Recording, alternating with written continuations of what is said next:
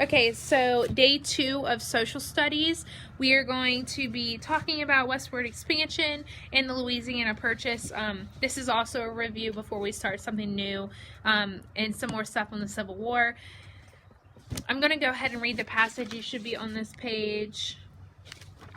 You can follow along with me. If you have a highlighter or a pencil, you might want to use that to cite where you found the answer in the text. In 1803, the size of the United States doubled.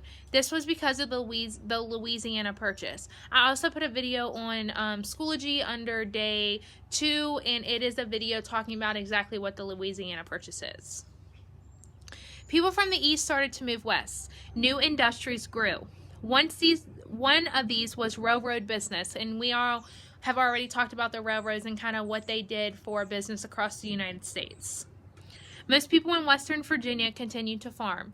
By the end of the century, railroad companies began to build routes through the Appalachian Mountains. Railroad leaders bought land in West Virginia. They also bought lots of resources. Coal, oil, natural gas, and timber were removed to help the railroads.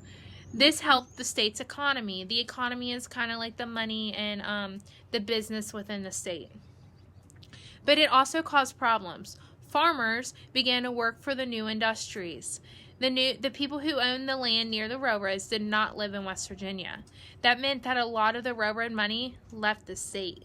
That did not stop cities from growing, however. It changed the way people earned their income from then on. So for number 1, after the Louisiana Purchase, would you have moved west or stayed in the east? And I want you to explain that. There is not a wrong answer for this, as long as you can explain why you chose the answer that you did.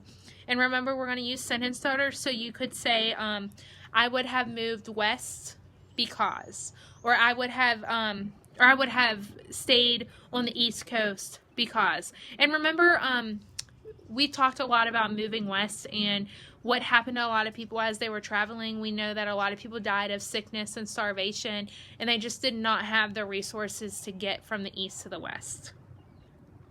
Number 2, how did the railroad industry play a key role in changing the economy of West Virginia? So it wants to know, how did putting railroads through West Virginia and in West Virginia, how did that help the economy boom? If you think about it, mostly before the railroad came, we were farming. After the railroads, we had cities. So how do you think that would help the money within our states?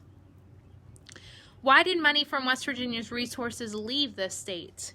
How might this have caused a problem? So if you look up in the paragraph, it wants to know, like, why do you think that, the resources, coal, oil, natural gas, and timber, why were they leaving the state? Why were they taking these out? And how do you think that this could have caused problems for our state? And that is all you have to do for day 2 for social studies. Just please make sure that you are using capital letters, spaces, punctuation, and sentence starters.